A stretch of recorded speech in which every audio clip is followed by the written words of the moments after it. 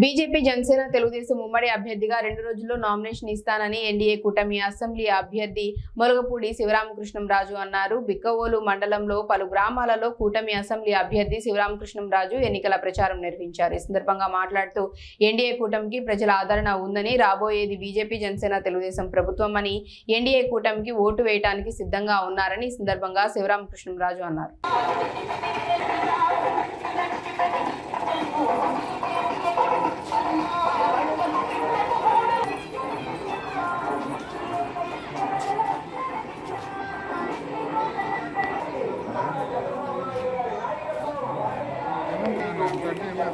నమస్కారం.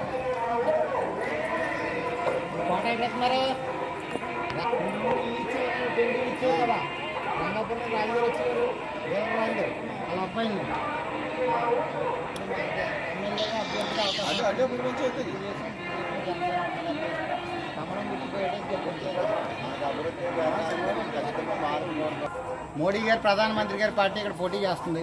అందుకని ఈసారి కమలం గుర్తుపోయేసి మద్దతును తెలియజేయాలి. రామారావు గారు అమ్మాయి దగ్గుపాటి పురంధరేశ్వరి గారు ఎంపీ అభ్యర్థిగా పోటీ చేస్తున్నారు. పక్కన రంగాపురం నేను తెలుగుదేశం బీజేపీ జనసేన ఉమ్మడి అభ్యర్థిగా పోటీ. కమలం గుర్తుపోయేసి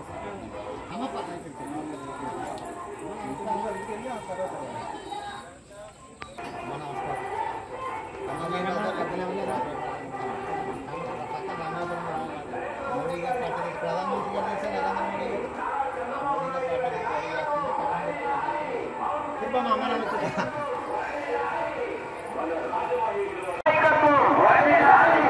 మన రాజమహేంద్రవరం పార్లమెంటు నుండి ఎన్డీఏ ఉమ్మడి అభ్యర్థిగా పోటీ చేస్తున్న శ్రీమతి దగ్గుబాటి పురంధేశ్వరి గారికి కమలం గుర్తుపై ఓటు వేసి అఖండ మెజారిటీతో గెలిపించ ప్రార్థన.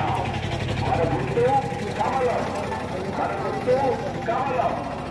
అనపర్తి అసెంబ్లీ నుండి ఎన్డీఏ నుండి తెలుగుదేశం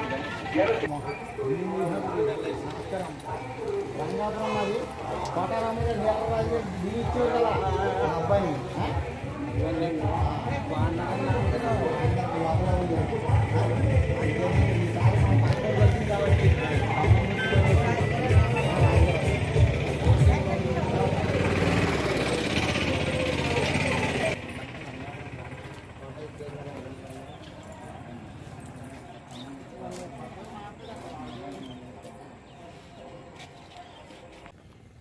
అనపర్తి నియోజకవర్గ ఎన్డీఏ అభ్యర్థిగా నన్ను ప్రకటించిన తర్వాత 4 మండలాల్లో అనేక గ్రామాల్లో పర్యటించడం జరిగింది. ఇప్పటివరకు 13 గ్రామాల్లో మా ప్రచార కార్యక్రమం కొనసాగుతుంది. ఈరోజు బెక్కోల్ మండలం తుమ్మలపల్లి మరియు ఎల్లపల్లి పాకల్లో మా ప్రచార కార్యక్రమం కొనసాగిస్తున్నాం. ఇప్పుడు ఈరోజు నా నోటిఫికేషన్ రావడం జరిగింది. ఎన్నికల నోటిఫికేషను రాష్ట్ర వ్యాప్తంగా దేశవ్యాప్తంగా ఎన్నికల రణరంగం మొదలైంది. త్వరలోనే మా అధిష్టానం నిర్ణయం మేరకు అన్ని విషయాలను అధిష్టానంతో చర్చించిన తర్వాత మా నామినేషన్ దాఖలు చేయడం జరుగుతుంది. అనపర్తి నియోజకవర్గంలో ఎన్డీఏ అభ్యర్థి విజయం తథ్యం అన్నది అందరికీ తెలిసిన విషయం. భవిష్యత్తులో రాబోయే రోజుల్లో ఎన్డీఏకి సంబంధించిన మేనిఫెస్టో, అనపర్తి నియోజకవర్గానికి సంబంధించిన అభివృద్ధి ఎలా ముందుకు తీసుకెళ్తాం అన్న విషయాన్ని కూడా పత్రికా సమావేశం ద్వారా అందరికీ తెలియజేయడం జరుగుతుంది. ప్రజలందరికీ నా కోరిక విన్నపం ఒకటే, ఏదైతే వైఎస్ఆర్సీపీ దురాగతాలు ఉన్నాయో అధికార పార్టీ చేసే అరాచకాలకి అంతం పలికే విధంగా ప్రజలందరూ పెద్ద ఎత్తున స్పందించి ఎన్డీఏ కూటమికి మద్దతును తెలియజేసి గెలిపించవలసిందిగా ప్రార్థిస్తున్నాను. ధన్యవాదాలు.